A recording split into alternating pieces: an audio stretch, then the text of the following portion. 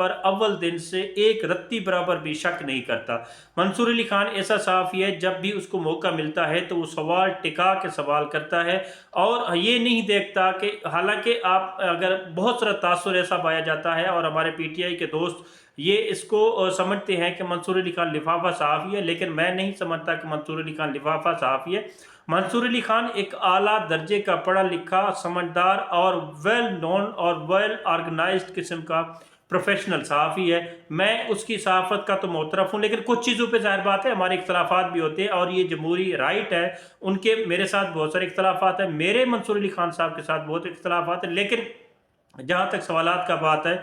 تو منصور علی خان نے جو ٹکا کے سوالات کیے، اور وہ سوالات کیے جو تو پرٹیننٹ تھے،